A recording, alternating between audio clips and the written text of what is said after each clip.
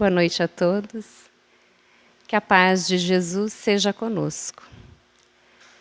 Nós iniciamos dizendo: glória a Deus nas alturas e paz na terra, aos homens de boa vontade.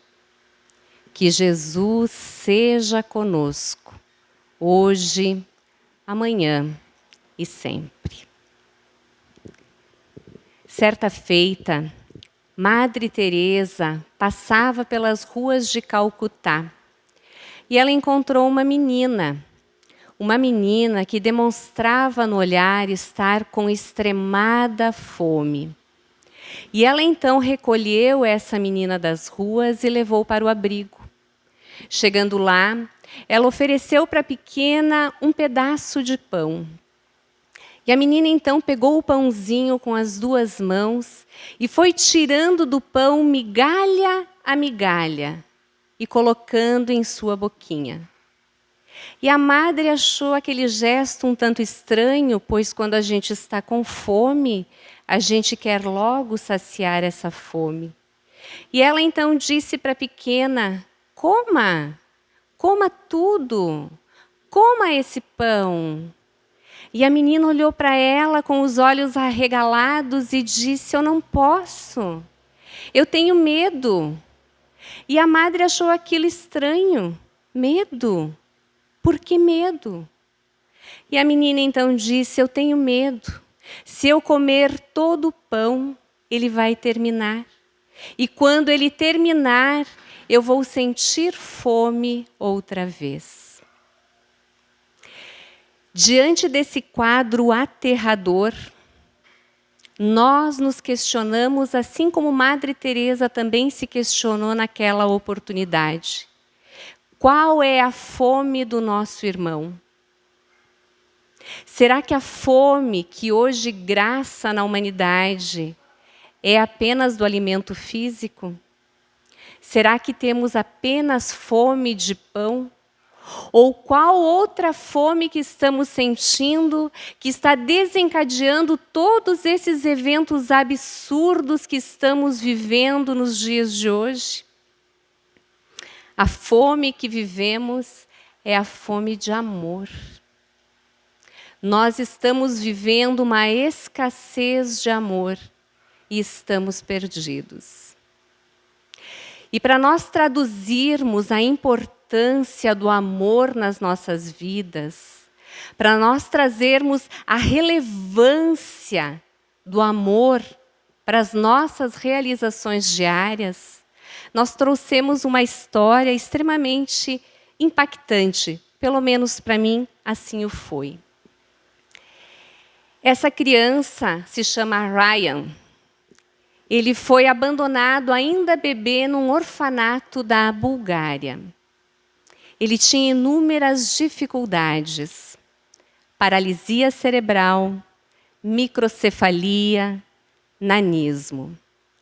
E como ele foi submetido a uma baixa nutrição, ele acabou desenvolvendo outras questões que geraram fruto desta má alimentação. Então ele ficou subnutrido, teve atrasos no desenvolvimento e também teve escoliose. A gente pode ver nas fotos, e essas fotos, quando foram tiradas, ele tinha 7 anos de idade.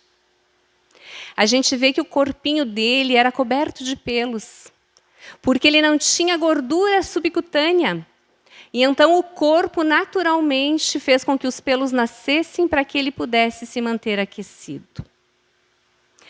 Há 7 anos ele estava no orfanato.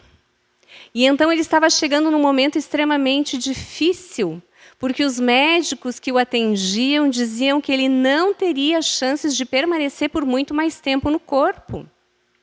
Inclusive, ele ter estado no corpo até os 7 anos de idade era algo incomum.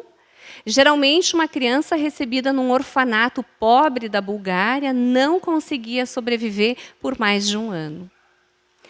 E então eles fizeram uma campanha e trouxeram nas mídias sociais a história deste menino. E essa história chegou ao conhecimento da Priscila Morse, nos Estados Unidos. E quando ela ouviu essa história, quando ela leu essa história, ela ficou completamente impactada. E ela sentiu que era um chamamento da vida, que era a vida convidando ela para que ela retornasse à vida, para que ela devolvesse à vida tudo aquilo que outrora ela tinha recebido. Ela e o irmão também haviam sido adotados. E o irmão tinha grandes problemáticas orgânicas. Mas uma família amorosa deu a eles a oportunidade de uma vida feliz e amada. E então ela conversou com o marido, mostrou para ele aquela criança e disse: ele é nosso filho, nós precisamos ir lá, retirar ele desse lugar. Ele precisa ter uma chance de viver. Só que vejam bem, eles já tinham 2 filhos consanguíneos e ela já havia adotado a pequena Mackenzie, que vivia num orfanato na Rússia e que tinha síndrome de Down. E então eles precisaram elaborar as condições financeiras compatíveis que o caso exigia para que eles pudessem ir até a Bulgária, fazer essa adoção e trazer o Ryan, então, para os Estados Unidos, porque ele precisaria de muitos recursos, médicos, clínicos. E eles trabalharam nesse intento até que conseguiram organizar financeiramente a vida, porque era necessário manter a estabilidade que eles já davam para os outros 3 filhos. E no mês de julho de 2015, ela, a Priscila, essa mulher incomparável, vai para a Bulgária para conhecer o pequeno Ryan. Quando ela chega lá, ela tem um susto. Ele estava hospitalizado. Ela precisou de 3 idas ao hospital para começar a se acostumar com o que ela via. Ele era alimentado por um pequeno tubo. Ele não se movimentava. Ele não reagia a nenhum estímulo. Os olhinhos dele basicamente permaneciam fechados. Para qualquer coisa, ele precisava de auxílio. E então ela correu para que a papelada pudesse ficar pronta e conseguiu, numa viagem absurda, levar ele, então, como filho adotivo, até os Estados Unidos, onde uma equipe médica o aguardava. Lá, devagarzinho, eles foram fazendo os procedimentos necessários, porque eles já estavam a par do caso. Foram fazendo os procedimentos necessários e possíveis para que o pequeno tivesse o auxílio necessário para que ele pudesse ganhar fisicamente uma estrutura mais compatível com a idade física que ele tinha. Depois de alguns meses, eles trocaram o cano pelo qual ele se alimentava, conseguindo colocar um cano mais grosso, o que trouxe um resultado muito significativo para ele, porque ele conseguiu ganhar um pouco mais de massa muscular, ganhar um pouco mais de peso. Mas eles disseram para a família: a diferença na vida dele, quem vai fazer são vocês. Nós podemos colocar alimento orgânico dentro dessa vida, mas ele nunca teve o alimento do amor. E ele não reage a nada. Vocês vão precisar alimentá-lo com amor. E foi o que essa família fez. Diariamente, ele era alimentado fisicamente dentro das necessidades que ele tinha e emocionalmente recebia uma carga de amor gigantesca, de modo que ele foi modificando não só a estrutura física, mas também a estrutura emocional. No final de um ano, ele já balbuciava algumas palavras. Ele já conseguia ficar sentadinho, que antes era impossível. Ele reagia a estímulos. Ele sorria, coisa que ele nunca havia feito antes. Essa é uma legítima história de amor. Para a gente ver a que ponto pode chegar o amor quando ele é ofertado a uma criatura. Ele é capaz de renovar a própria vida, a vida da matéria, a vida orgânica. Eu trouxe aqui outras 2 fotos dele, uma do ano de 2021 e a outra recente, agora de janeiro. Não parece a mesma criança. Parece que estamos tratando de criaturas diferentes. Ele passou por inúmeras cirurgias, ele tinha os pezinhos atrofiados, ele não era estimulado a nada. Então, ele passou por inúmeras cirurgias e foi reconquistando um pouco da autonomia que essa vida poderia lhe oferecer. Teve um dia, porque às vezes a gente acha que fazer o bem é uma coisa simples, fácil, mas a gente vê que muitas vezes o bem exige de nós um sacrifício absurdo. E a gente vai perceber que amar, dentro da integridade do termo, é algo trabalhoso. É algo que exige de nós muito comprometimento, muita ação, muita boa vontade. E num determinado dia que havia sido muito difícil com o Ryan, num determinado dia em que a Priscila se encontrava extenuada, cansada, aflita, triste, porque fazer o bem também vai nos trazer esses sentimentos eventualmente, ela se sentia exaurida. Ela saiu do quarto do Ryan chorando, foi até o computador e abriu ao acaso, quando pôde ler a seguinte mensagem, que ao acaso, que a gente diz o acaso é Deus, chegou para ela, que dizia assim: hoje eu vou escolher o amor, amanhã eu vou escolher o amor, e no dia seguinte eu vou escolher o amor. Se eu escolher por engano a distração, a imperfeição ou a negatividade em vez do amor, não vou chafurdar em arrependimento. Escolherei então novamente o amor, até ele se tornar definitivamente quem eu sou. Que mensagem linda. Que convite divino que chegou para ela e que chega para nós, nesse momento, nessa oportunidade feliz. Hoje, escolher o amor. E essa família continuou escolhendo o amor, apesar das lutas que eles se viram impostos. Esta é a família total. Nós temos 3 filhos consanguíneos e 3 filhos adotivos. A pequena Mackenzie atrás, nós temos o Ryan aqui na cadeirinha, e por último eles adotaram a pequena Gigi. A Gigi, ela estava num orfanato na Ucrânia. Com 3 anos de idade, ela foi adotada. E agora, no mês de agosto de 2020, ela desencarnou vítima de Covid. Ela ia completar 7 anos em janeiro. E então os pais fizeram uma pequena homenagem para ela, lembrando da doçura e da alegria que eram a sua característica quando encarnada, da facilidade em aprender a língua a que ela se viu imposta naquele novo lar, das músicas que ela entoava gentilmente, alegremente, deixando o ambiente do lar muito feliz, muito florido. E eles fizeram algo que para mim foi um levante de amor.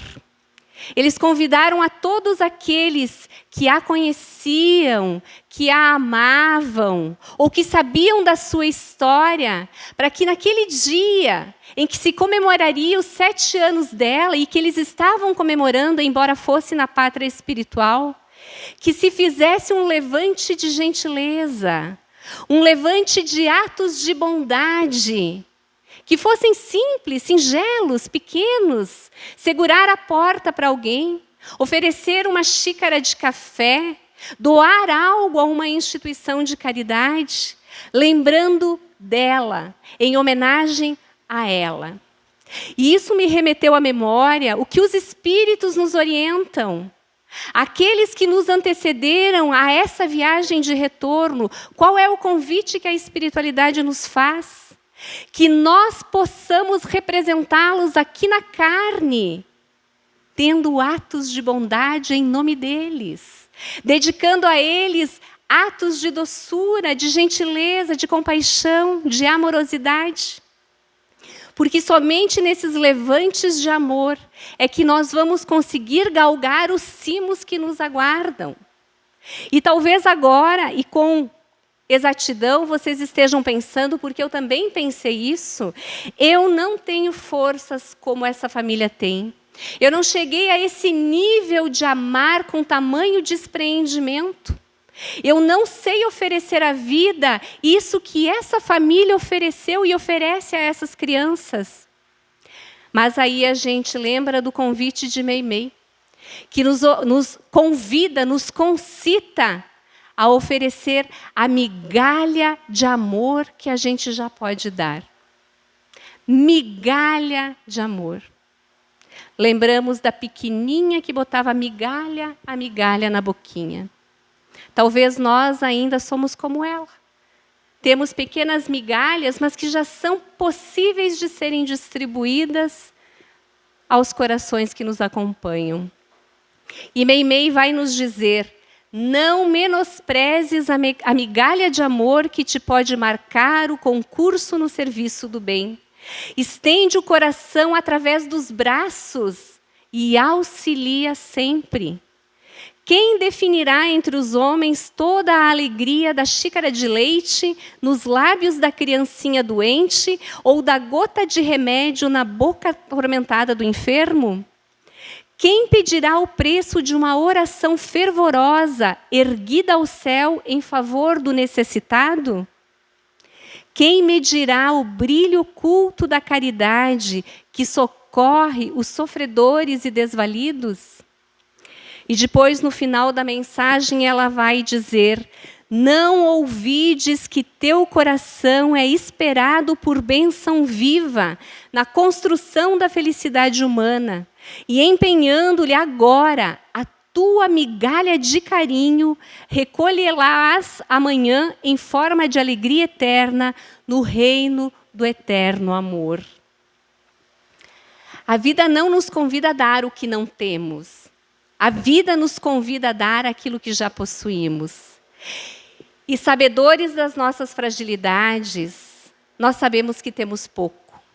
Mas esse pouco pode fazer a diferença no mundo. E o que o mundo carece hoje, meus queridos? O mundo carece de amor. O mundo convulsiona, se debate, grita, se agita, porque nós perdemos a capacidade de amar. Porque nós não estamos conseguindo nos ver como seres iguais. E nós precisamos retomar esse caminho de olhar com amorosidade uns aos outros. E nós recordamos o grande apóstolo João Evangelista, quando na ilha de Patmos, ele já velhinho, alquebrado, corpo cansado, milhares de pessoas iam em busca daquilo que ele podia dizer. E a única frase que ele dizia, que era o seu discurso inteiro, era: filhinhos, amai-vos.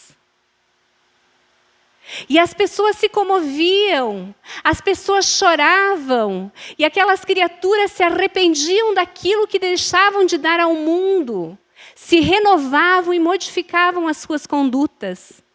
Porque entendiam a frase? Não. Porque conseguiam sentir o amor que ele exarava ao dizer aquela frase. Ele, o apóstolo muito amado, que muito amou, ele tinha o galhardão moral de dizer, porque ele cumpriu exatamente, fielmente, essa proposta de amor que foi trazida por Jesus. Filhinhos, amai-vos.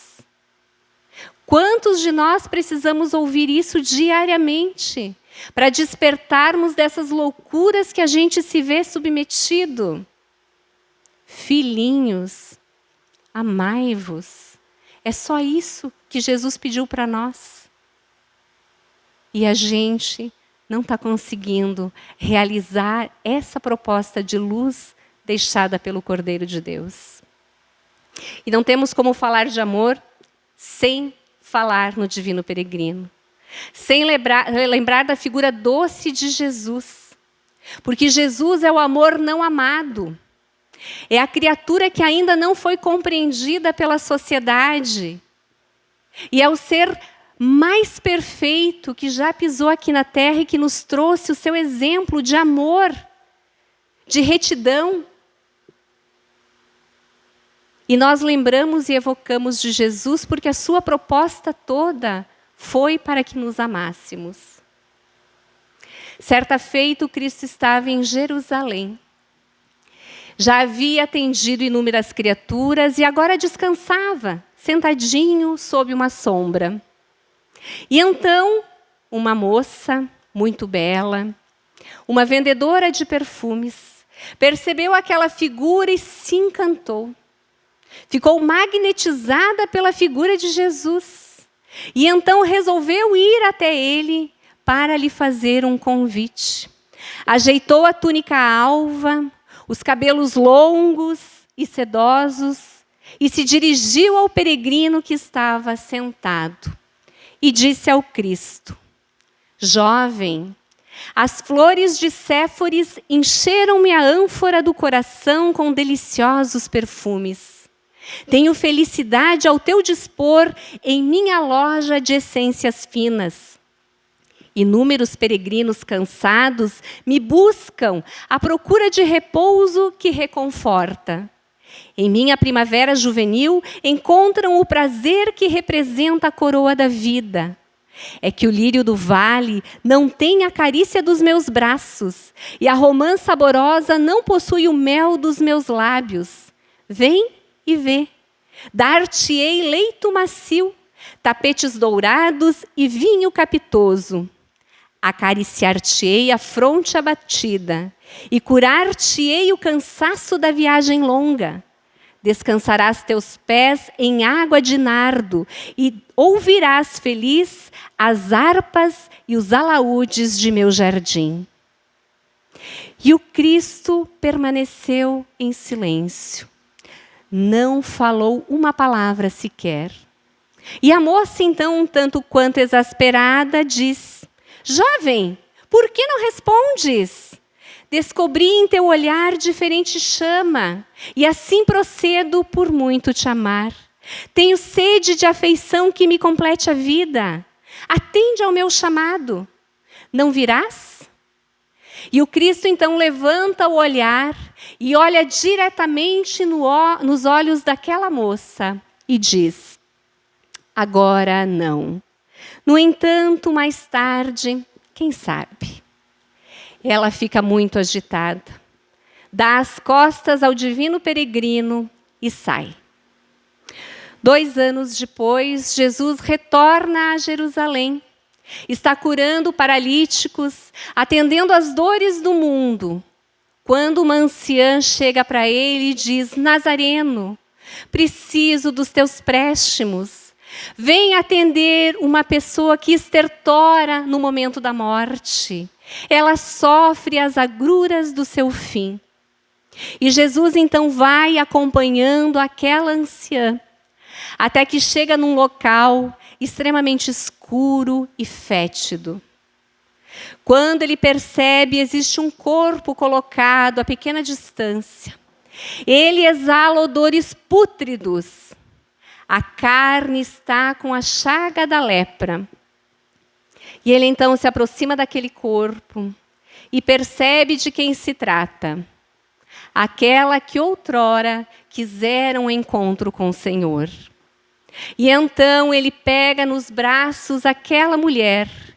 E ela abre com dificuldade os olhos e diz: você, peregrino, agora, porque vieste só agora? Agora é tarde, não tenho mais nada para te oferecer.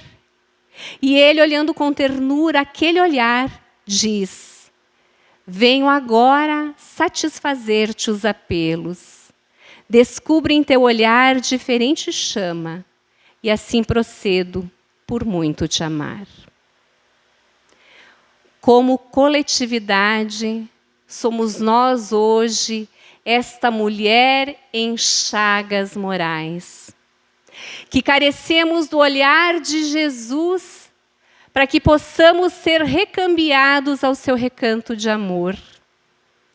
Mas Ele precisa perceber em nós essa diferente chama, para que possa nos auxiliar. Meus queridos, precisamos trabalhar o amor. O mundo estertora na violência. E vai chegar o grande dia que nos abraçará no mundo de regeneração. Mas enquanto ele não chega em definitivo, nós somos convidados a instalá-lo no íntimo de cada um de nós. É preciso amar. Amar até doer. Que possamos manter viva a mensagem de Jesus no nosso coração. E que possamos ir ao encontro dele, buscando esse momento de conseguirmos juntar as nossas forças no abraço amoroso e divino que ele reserva a cada um de nós. E que possamos fazer a nossa caminhada junto dele, não mais afastados. O Cristo nos aguarda. E nós que conhecemos a doutrina espírita somos convocados a amar mais nesses dias difíceis. Não desdenhemos da nossa capacidade de amar. Amemos e oremos exaustivamente, para que possamos auxiliar as mentes espirituais que laboram nos projetos maiores para o nosso planeta Terra. E com esse sentimento de amor, eu convido aos médiuns passistas para que juntos possamos fazer a oração que nos remete a esse divino amigo que zela e espera por nós. Pai nosso, que habitais em todo o infinito, santificado seja, Pai, o teu santo, o teu sagrado nome. Venha a nós o teu reino de amor. Seja feita, Pai, a tua sublime vontade, tanto na terra como no espaço. O pão nosso, do espírito e do corpo, dai-nos, ó Pai. Perdoai as nossas ofensas cotidianas, à medida que nós formos capazes de perdoar os nossos ofensores. E não nos deixeis cair em tentação, mas livra-nos, bondoso Pai, de todo e qualquer mal. Porque teu é o reino, o poder e a glória, Santíssimo Deus e Pai Celestial.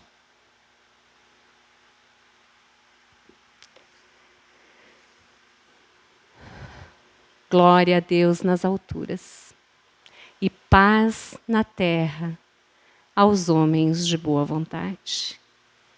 Que Jesus seja conosco, hoje, amanhã e sempre.